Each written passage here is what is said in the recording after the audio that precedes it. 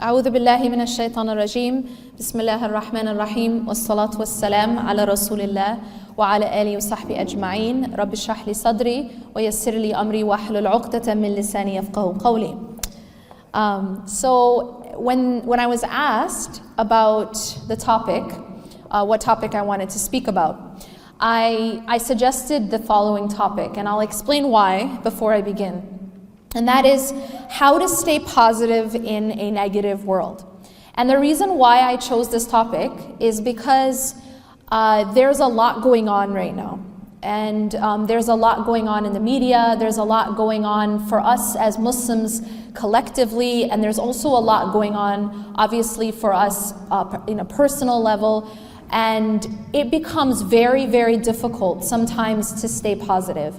What I want to do is I want to just go through a few steps, a few tips, things that I personally have seen the effect of, and use that as sort of a way to help us stay afloat. Because the reality is about life in general.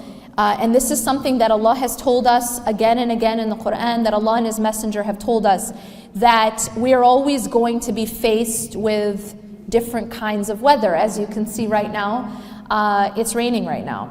And no one, no matter who they are, no matter how much money they have, no matter how much power they have, can stop the rain, right? If we go to Trump right now and ask him, yo Trump, you know, you're the president of the United States, so could you kindly make it stop raining here in Indiana? There's absolutely nothing he can do, right? And that's because this is not something that anyone has any power over. But as you see, is anyone in this room getting wet? Is anyone right now getting wet? No. Why aren't we getting wet? I just said we can't stop the rain, right? But we're not getting wet either. Why? And that's because we're inside of a shelter. And so the reality is that we don't control certain things about life. That's just a fact. But what we can control is where we are when that weather hits.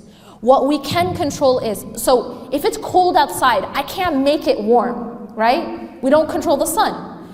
But what I can do is put on a coat. I can put on gloves. I can put on a hat.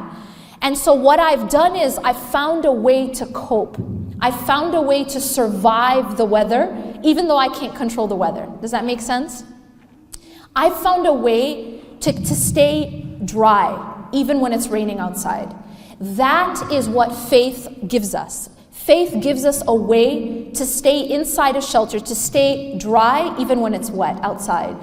And even when there are storms. So what kind of storms do we have here? We have tornadoes, right? Now, even if there was a tornado, even if I had severe weather outside, there is a way to protect myself. I can go into a basement. And so the reality is that even when we have storms hit us in life, if we learn certain skills, if we learn how to be inside of the proper shelter, we won't get destroyed.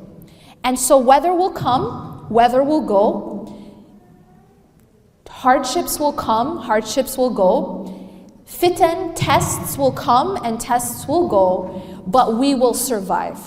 Does that make sense? And to survive a storm requires certain things that you have to do. To survive the weather that comes in your life, there are certain skills. And the reality is that if we are in the habit of staying within shelter, then we will be able to survive our storms. The question becomes, how do I stay within shelter? And moreover, how do I build a shelter? Okay, I like to use this example because we all know the story, and we all, I think it's very illustrative. How many of you remember the story of the three little pigs? Okay, so like 3 of you. That's fine, I'll remind you. So the story of the 3 little pigs goes like this, yeah? There are 3 little pigs. One is really lazy, and one is sort of lazy, and one is not lazy. He works hard, okay? So the lazy one builds a very weak shelter. The lazy one builds a shelter out of something like straw or something. And so this house is not very strong. Then you have the next pig, and this pig is not quite as lazy, so he builds his house out of twigs or something like that, okay? And then you have the third pig. The third pig is working hard. So the third pig builds a strong shelter, puts in the time to make that shelter out of brick. All right. So now what happens is you have the big bad wolf come, yeah? And now the big bad wolf, does everyone know what he does? He huffs and he puffs. You know there's teachers in the room when you know exactly what the big bad wolf does, right? So he huffs and he puffs and he blows the first house down. And the reason why is because it was very weak. And then the next house, he huffs and he puffs and he blows that one down because it was also weak. But what happens with the third shelter, the one made of brick? The third shelter, he huffs and he puffs, but he can't blow it down. Why? Because it was solid, it was strong. Now here in life, we have all types of big bad wolves, okay? We have some that look like Trump. We have some that look like financial problems. We have some that look like different kinds of trials. So what we have in life is we have different things that come and huff and puff at us and try to do what? Blow our house down. Blow our house down. To break us down. To make us, to basically destroy us or to make us weak. And the reality is we can't stop the wind. We can't. We can't actually stop a wolf from doing what wolves do. What do wolves do? They huff and they puff. But what we can do is build a strong shelter. You understand what I'm saying? So now the question I get to, or the point that I'm getting to, is how do we build a strong shelter in life? How do we can't be, delusional and think that the sun is always going to be out in life, right? We can't be delusional and say, well, in my life, it'll just never rain. Because if we are that way, it's like, I read this quote recently and it said that if a person only travels when the sun is out, they won't ever end up at their destination. And the truth is that we have to keep going in life even when it's not perfect, when life is not perfect, when things are difficult. So the question becomes, how do we build that strong shelter made of brick? Yeah, and be able to handle the weather of life. Fair enough? So this is the reason why I chose this topic. So what I'm going to do is I'm actually going to just give you guys 4 pieces of advice, all right? And within those 4 pieces of advice, there's going to be sub-advice. Cool? So to begin with, I want to tell you this, and that is, there is something within our power that has a very profound effect on our life, on our psychological state, and on our spiritual state, and on our emotional state. And that is something called focus. Focus. And this is something I emphasize a lot, and I will emphasize again. What you focus on grows. So whatever you focus on in your life is going to actually start to grow. And when it grows, it starts to become bigger, and it also starts to surround you. Okay? So let me give you an example. There are some people, and their habit is that they focus on problems. Okay? And sometimes it's not for any bad intent, but it's because that's just the way they're designed. They are problem focused. And sometimes, ironically, it's because they're problem solvers. Do you guys understand what I mean? So some people are very problem solve. Their orientation is problem solving. Now, a problem-solving orientation sometimes tends to then look for the problem in any situation so as to, what? Solve it. These are the people who then you might later on say, oh, they're so critical. But the reality is they're looking for the problem so they can solve it. Do you guys understand what I mean? Now, what happens with this, and this is a subtle issue, yeah, is that when you focus on problems in a situation, see, there's no situation that's ever going to be perfect, is there? Are you ever going to have a perfect situation in this life? No, it goes against the definition of dunya. Dunya, by definition, is imperfect. Everyone with me? So there's always going to be a problem. There's never going to be a perfect situation. So, but if you focus on the problem in every situation, here's what happens to it. It starts to look bigger than it is. And it will actually start to consume you. Everything that you talk about will be the problem. Everything that you think about will be that problem. Everything that maybe you post about will be about that problem. Everything you read about will be about that problem. Do you understand? And this actually becomes a pitfall that sometimes happens even to Islamic workers. So for example, an activist. An activist, mashallah, is working for a cause. And that's amazing work. But an activist has to also be careful because, for example, I'll give you an example. An activist who is fighting against Islamophobia, all right? So their work is extremely important, right?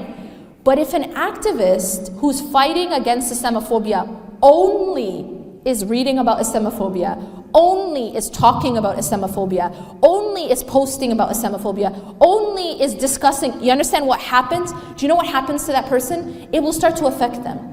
And the reason it'll start to affect them is because everywhere they're looking, everywhere they're thinking, everywhere, it's actually the focal point is a problem. Because Islamophobia is a problem, right?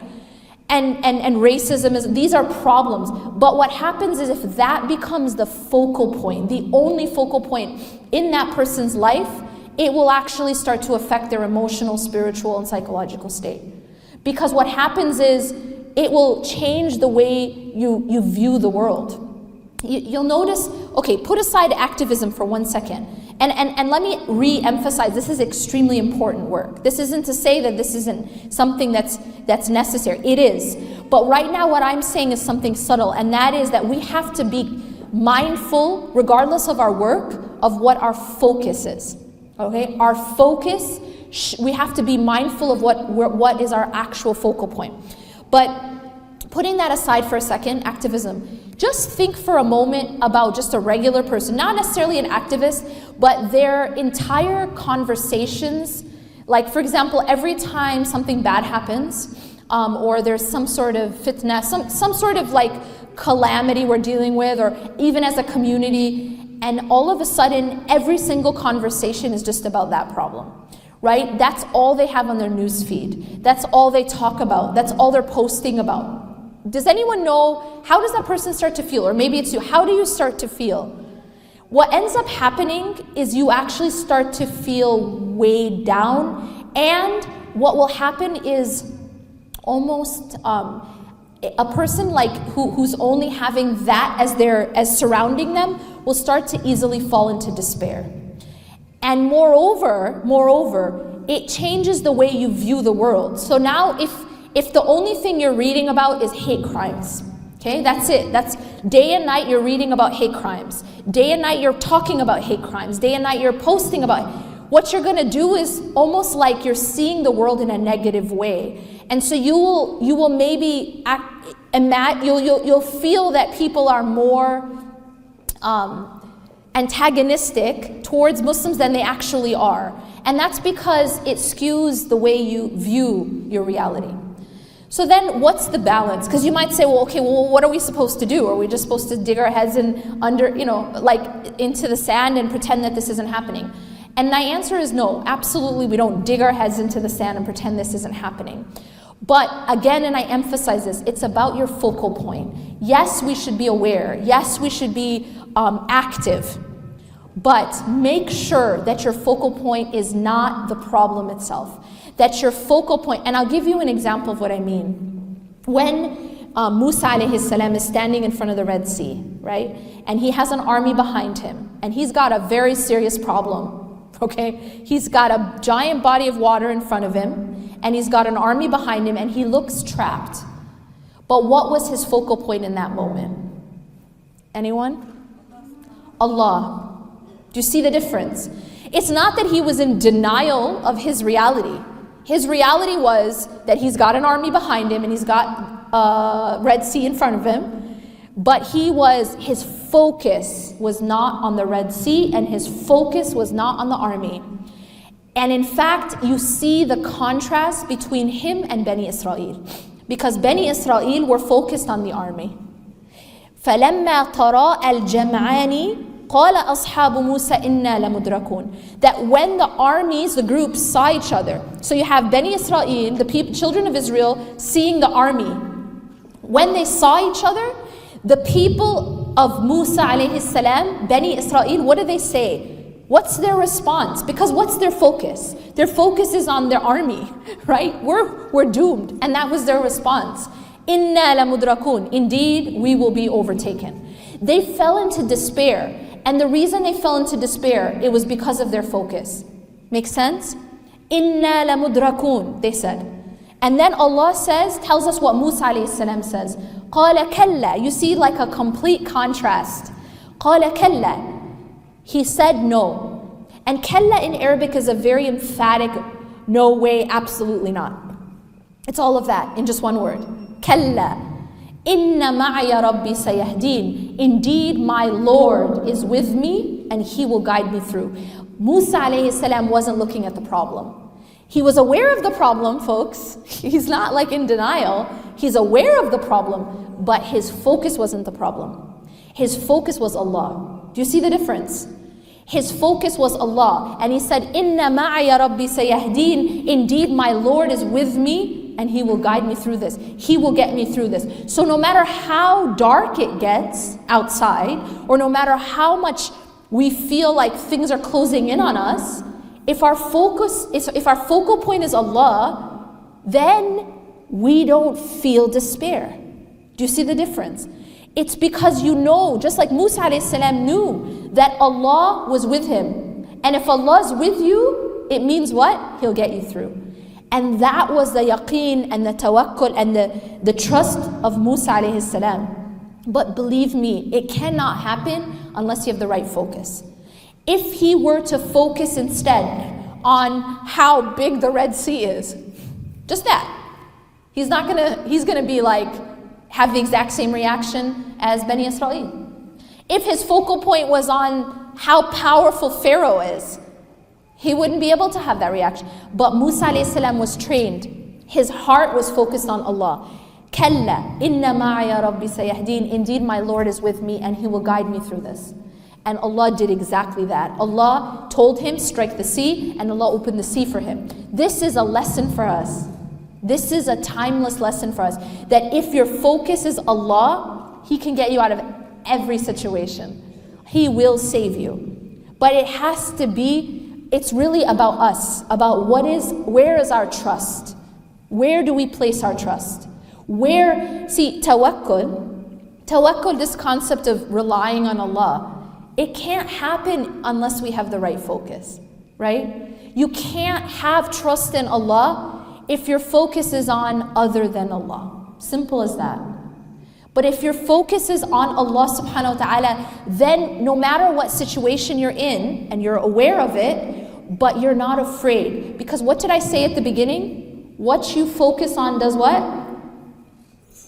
What you focus on grows. There's a reason Allah told us to pray not once or twice or even 3 times, but 5 times a day. What is that doing? It's making us focus on Allah. It's shifting our focus away from whatever work we happen to be doing at the moment, whatever problem we happen to be in. You see, no matter what your situation is, you still need to turn and pray. You know what that means? Do you know what that does?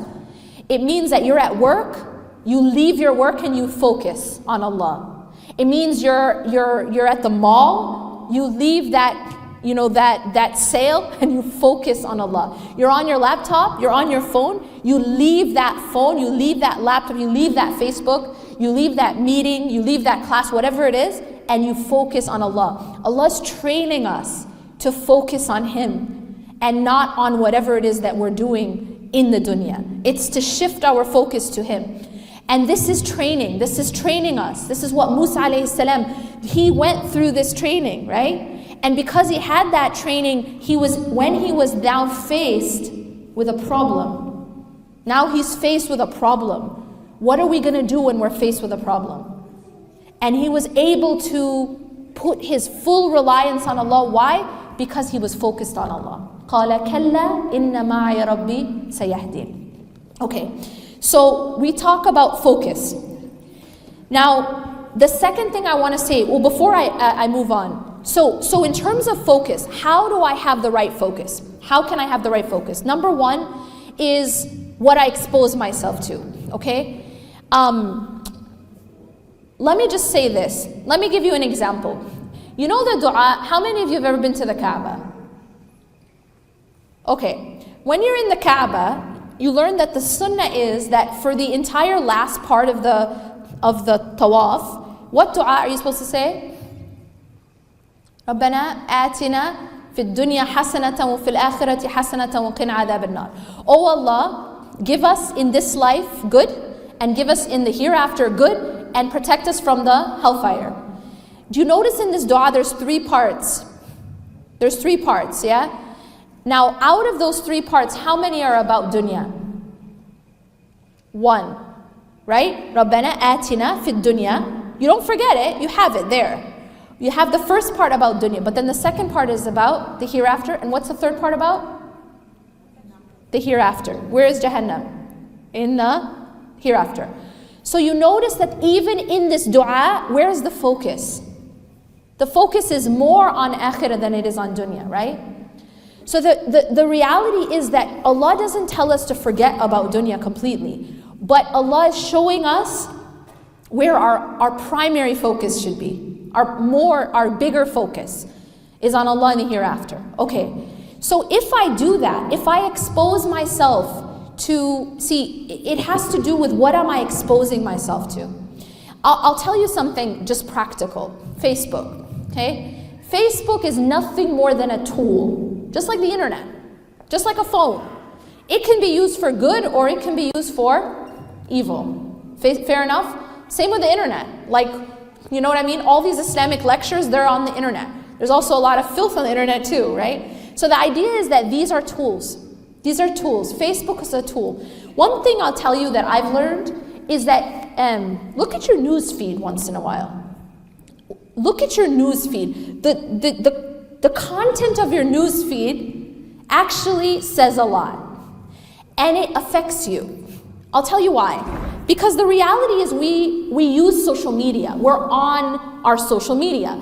And when we're on our social media, you have a news feed you have a feed for Facebook and you have a feed for Instagram and for Twitter, etc. If you just look at the content, it'll give you an idea of what you're ingesting. Make sense? For example, you want to know what you're eating? Maybe open up your fridge, right? It's going to show you the quality of what you're eating. You want to know what, look at your plate before you eat. That's what's going in, yeah? Now, if that food is covered in mold, you open the fridge and all the food is rotten, or the food on your plate is rotten, and then you eat it, what's going to happen to you inside? It doesn't take a doctor. Y'all are going to get sick, right? Because why? Because the quality of your food is bad. You're actually ingesting toxins. You're ingesting poison. Mold is poisonous. It will harm you internally. It's the same thing with your feed, with your news feed, with your Facebook news feed, with the articles you're reading, with the posts you're looking at, your Instagram, who you follow on Instagram. It's like looking at your plate before you eat it. How's the quality? Because that stuff is being ingested. It's being ingested in a different way. It's going through your eyes and then it's going into your heart and your mind. So what you're actually doing is you're feeding your soul. And that's actually more important than even your body, because the food that you put into your soul, it stays there. The food you put into your body goes into the toilet, okay? The food that you're taking into your soul affects your soul. Your soul is something that's like eternal. You understand? It's something that's going to go and live forever, eventually, right? You go from this life, you go into the grave, and then from the grave you go into hellfire or you go into paradise. So this soul is actually staying with you. You understand? And so the quality of the food that you're giving your soul is pretty important. And that's what it is. It's what you read. It's what you look at. It's what you look at on TV, on billboards, on magazines, on your Facebook, on your Instagram. All of that is food. Think of that as food. Look at the quality of it. Ask yourself, is this healthy food? Is this organic and raw and all that stuff? Or is it covered in poison? Is it mold? Okay? And when you start to clean up your food, it cleans up your soul. That's just practical advice. One thing that learned is that you can make your news feed actually healthy. You know that? There's this thing called unfollow, folks. Yeah? There's something called unfollow. They don't have to know. You know what I mean? You don't have to unfriend them unless you want to. But you can unfollow and nobody knows.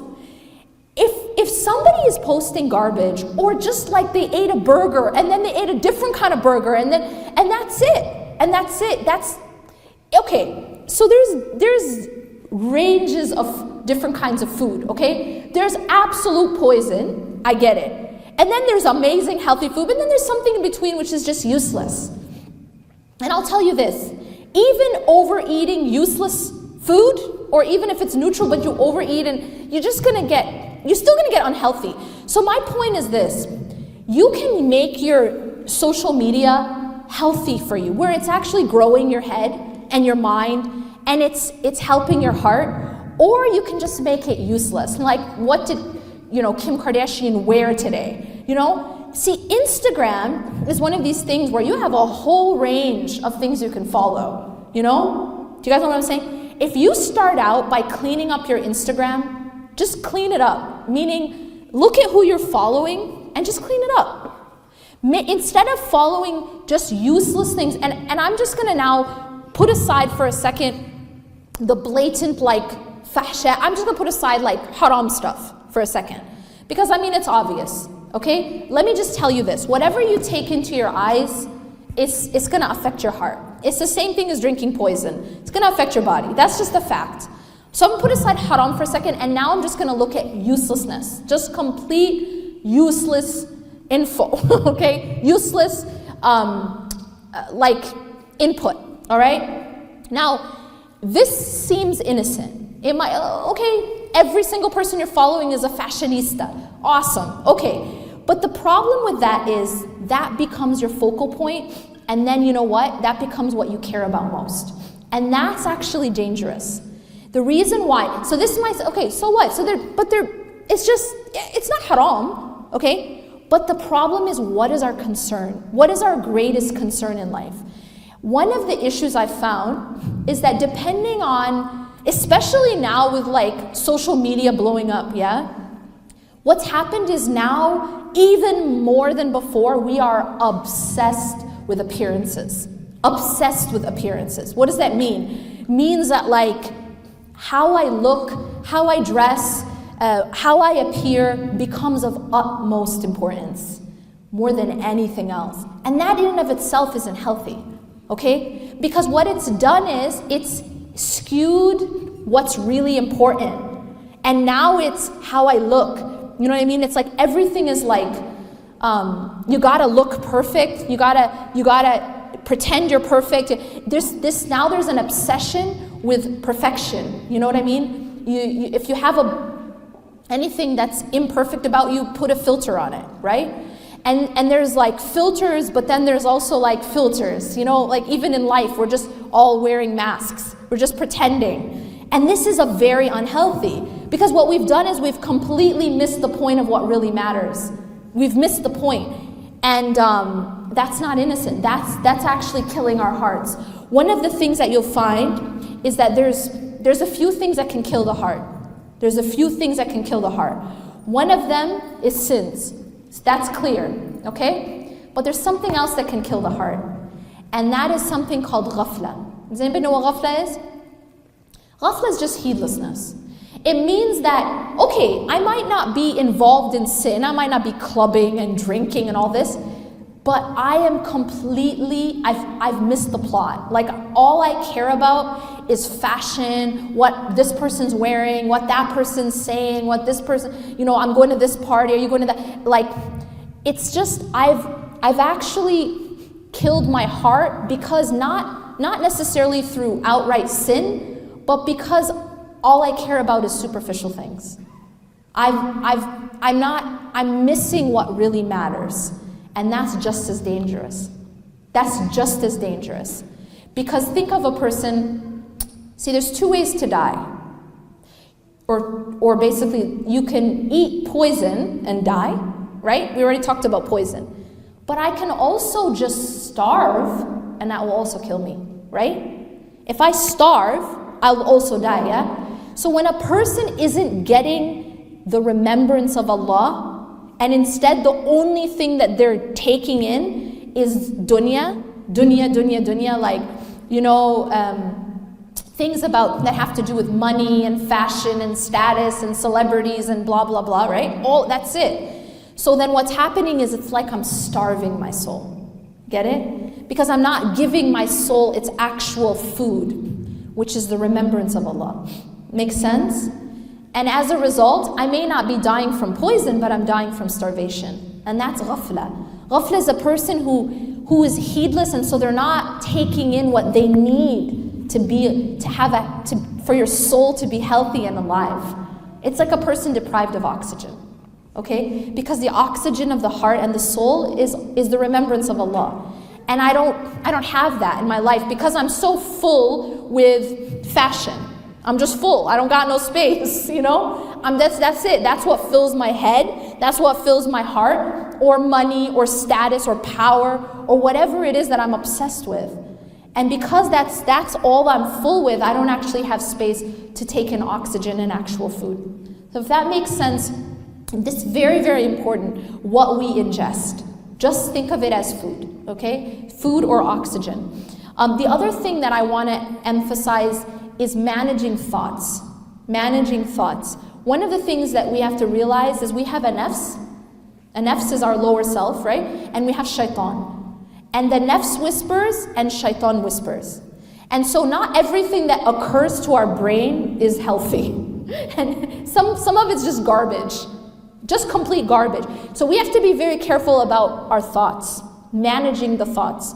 If you don't manage the thoughts, it's sort of like you're in your house and you just it's nighttime and you're getting ready to go to sleep. You have your family, you have valuable things in the house, but you leave the front door wide open. You leave the windows wide open. And then robbers come in and you're like, wait, what happened? Well, whose fault is it? You left the front door open. You left the windows open, so a robber came in and took stuff that you care about. This is the problem with our mind. If we don't we don't guard our mind, our thoughts, and we don't guard our heart, then what happens is we're leaving it open to all these different suggestions. Suggestions of shaitan, suggestions of the nafs. And this will have a very poisonous impact on the condition of our hearts and the condition of our minds. Because shaitan is there pouring filth in our mind, and he will put lots of negative thoughts in our head. If we entertain these thoughts, it's like, so the robber comes in because you left the door open, and then guess what? You say, hey, have a seat. Have a seat, have some food. Stay for a while. That's pretty insane, right? But that's what we do with these shaitani thoughts. Negative thoughts. Thoughts about Allah. Even negative thoughts about yourself. Don't think that you're holy because you're hating on yourself. That's not righteousness to have self-hate. Self-hate is actually from shaitan. I'm going to repeat that. Self-hate is from shaitan. These deprecating thoughts about yourself, that's not from Allah. That's actually shaitan, because shaitan knows that if you hate yourself, then you're not even going to have the energy to want to worship Allah or repent or anything. Because hating on yourself is like beating yourself. If someone's beat up, where's going to be their energy to do anything? They're going to become totally, paralyzed. And so self-hate, these thoughts, these bad thoughts about yourself, they're also shaitani. That also needs to be blocked. Those things need to be, don't allow those in. And then once they come in, you give it a place that you give these thoughts, you engage them, you even feed them. That's like taking a robber and feeding him, here, have some food, get stronger, stay a while, here's a room, here's a guest room, go ahead and stay the night. No, you don't let these things in, you block these thoughts. A thought that is self-hating or a negative thought about Allah or about any of these negative thoughts, do not entertain them. A'udhu billahi minash shaitanir rajim. Replace them with positive thoughts. Do not feed negative thoughts. Realize that your brain, your mind, your thoughts, the suggestions that go into your heart, guard it like you guard your house. Guard it. You know what I mean? Keep it clean in there. Don't allow a robber come throw filth inside your house. Okay? So that's very, very important in staying positive. It's extremely important. What you think about, what you see, what you read, what you ingest. So far, what have I said? I've said just like with your body, what you eat, yeah? Same thing. What you're ingesting of data, things that you're reading, things that you're seeing, things that you're listening to. Manage these things just like you manage. If you want to be healthy, you manage what you eat. Okay? Same thing. And you don't starve. Don't only be looking at things that are useless. Okay? Because then you're not feeding your soul the food that's keeping it alive. And that's through the remembrance of Allah subhanahu wa ta'ala. So make sure that your diet is good, what you're ingesting, what you're taking in is good, and also make sure that you're not letting in these poisonous thoughts. Guard your house, your heart and your mind. All right? Number two is this. There's going to be fear. There's going to be things you're afraid of. And I'm just going to make this one really simple. Turn your fear into dua. Turn your anxieties into dua. Meaning, I'm scared of something. I'm terrified that XYZ is going to happen. Everyone has fears, right? Now, how do we typically deal with fear? What we typically do with fear is we feed it. How do we feed fear? By just thinking about it. And then all these scenarios come, right? I'm afraid of something happening to someone I love. So what I do is I think of all the different possible ways that something could happen to someone I love. I think of this scenario and that scenario. All I've done is I'm feeding the fear. I haven't actually solved anything. Instead of feeding fear, turn it into dua. That thing that you're afraid of, make dua about it. Simple as that. Immediately stop it, stop the thought, and then turn and focus that feeling of fear and anxiety into making dua. Ask Allah for protection. And then after you've done that, put your trust in Allah subhanahu wa ta'ala. I've given it to Allah. And don't keep feeding that fear.